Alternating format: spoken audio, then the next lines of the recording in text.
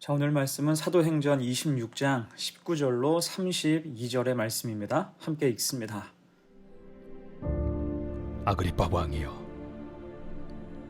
그러므로 하늘에서 보이신 것을 내가 거스르지 아니하고 먼저 다메섹과 예루살렘에 있는 사람과 유대 온 땅과 이방인에게까지 회개하고 하나님께로 돌아와서 회개에 합당한 일을 하라 전하므로 유대인들이 성전에서 나를 잡아 죽이고자 하였으나 하나님의 도우심을 받아 내가 오늘까지 서서 높고 낮은 사람 앞에서 증언한 것은 선지자들과 모세가 반드시 되리라고 말한 것밖에 없으니 곧 그리스도가 고난을 받으실 것과 죽은 자 가운데서 먼저 다시 살아나사 이스라엘과 이방인들에게 빛을 전하시리라 함이니이다. 바울이 이같이 변명하며 베스도가 크게 소리내어 바울아, 내가 미쳤도다. 네 많은 학문이 너를 미치게 한다. 베스도가 가여, 내가 미친 것이 아니요 참되고 온전한 말을 하나이다. 왕께서는 이 일을 아시기로 내가 왕께 담대히 말하노니 이 일에 하나라도 아시지 못함이 없는 줄 믿나이다. 이 일은 한쪽 구석에서 행한 것이 아니니이다. 아그리빠 왕이여, 선지자를 믿으시나이까? 믿으시는 줄 아나이다. 내가 적은 말로 나를 권하여 그리스도인이 되게 하려 하는도다. 말이 적으나 많으나 당신뿐만 아니라 오늘 내 말을 듣는 모든 사람도 다 이렇게 결박된 것 외에는 나와 같이 되기를 하나님께 원하나이다. 왕과 총독과 번이게와 그 함께 앉은 사람들이 다 일어나서 물러가 서로 말하되 이 사람은 사형이나 결박을 당할 만한 행위가 없다. 이에 아그리빠가 베스도에게 이르되 이 사람이 만일 가이사에게 상소하지 아니하였더라면 석방될 수 있을 뻔하였다. 최후 진술이란 제목으로 말씀 증거합니다. 지금 바울은 유대의 아그리빠 왕, 로마 총독인 베스도, 그리고 온통 고위직이 가득한 곳에서 신문을 받고 있죠.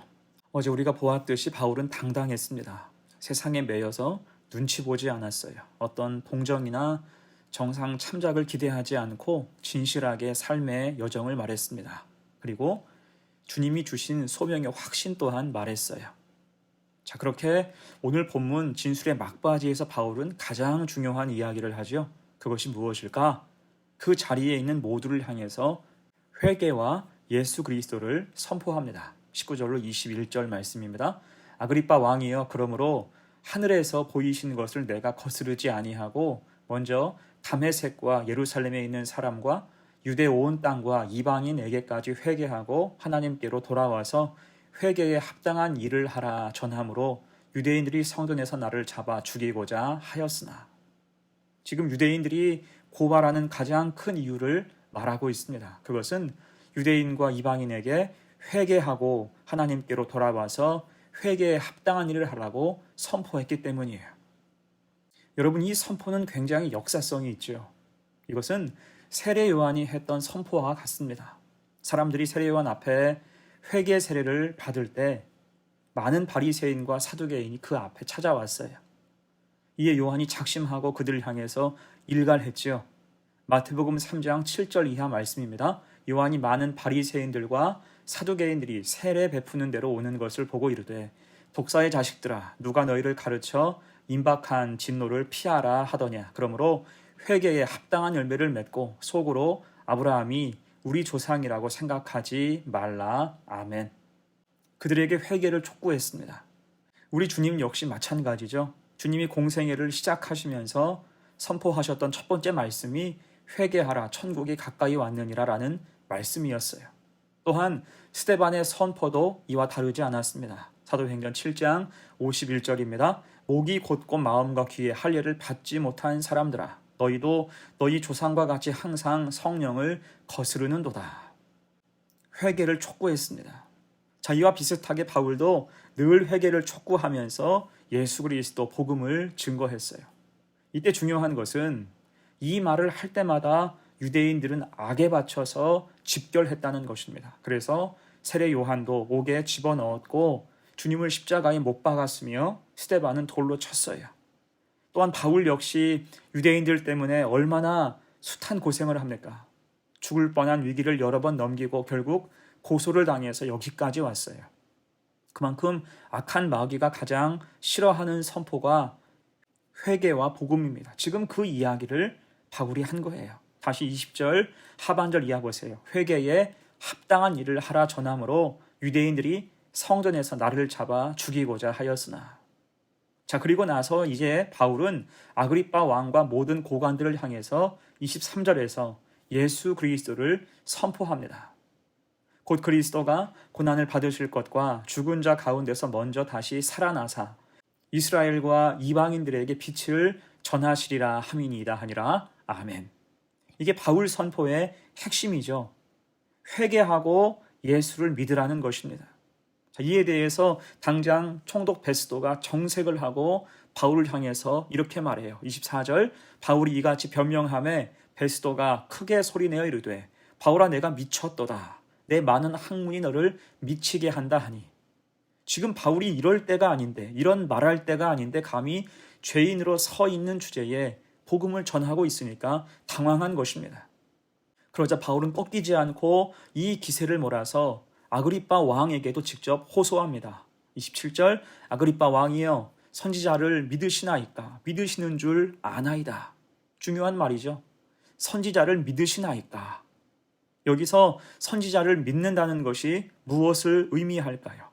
여러분, 아그리빠 왕은 독실한 유대교 신자로서 구약 성경에서 선지자들의 증언을 알고 있었어요.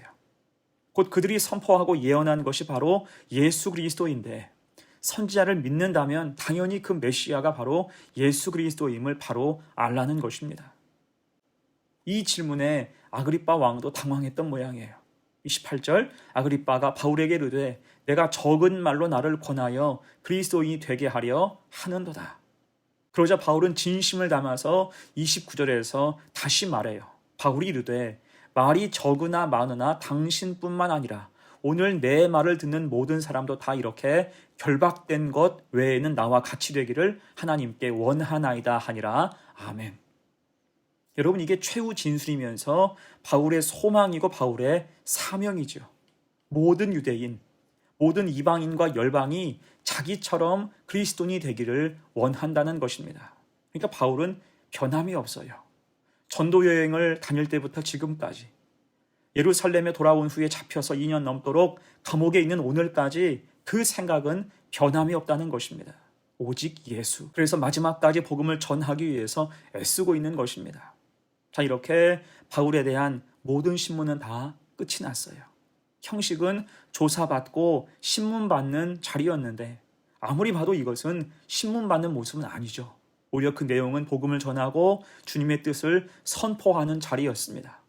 유대를 다스리는 권력이 모두 모인 이 자리, 그 기회를 놓치지 않은 거지요.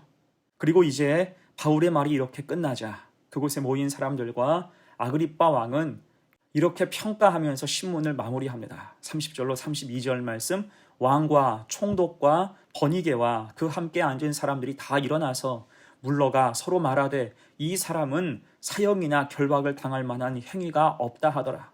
이에 아그리빠가 베스도에게 이르되 이 사람이 만일 가이사에게 상소하지 아니하였더라면 석방될 수 있을 뻔하였다 하니라.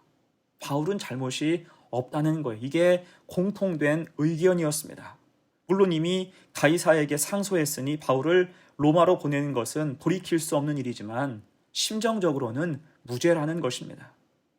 곧 지금 바울이 복음을 전할 때 그들 마음이 움직인 것이고 결국 하나님께서 바울의 억울한 죄목을 다 소멸케 하신 것과 같습니다.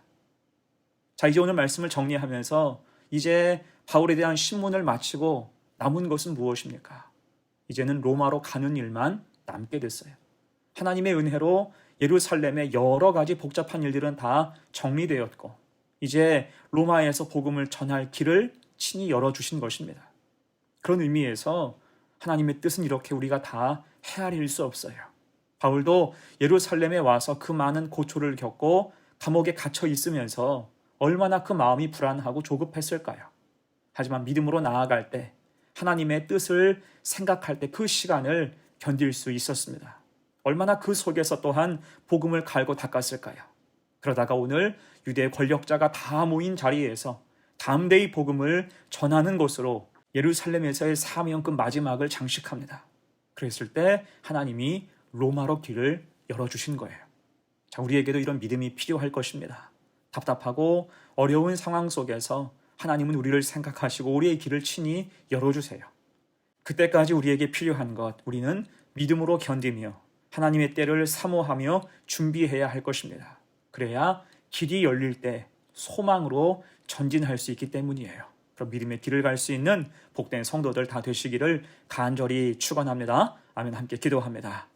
은혜로우신 아버지 하나님, 복음을 전하다 감옥에서 고립된 상황을 견디며 때가 되어 이제 아그리빠 왕과 베스도 총독 앞에서 담대히 자신의 사명을 밝히고 오히려 복음을 전하는 바울의 모습을 통해서 우리가 처한 환경과 상황을 믿음으로 견디며 준비하게 하시고 하나님께서 길을 여실 때 담대히 제 역할을 감당할 수 있는 우리 성도들, 복된 성도가 다 되게 하여 주시옵소서. 주께서 길을 친히 여심을 믿고 하나님 믿음의 힘을 내며 은혜로 살게 하옵소서. 감사드리며 예수님 이름으로 기도하옵나이다. 아멘.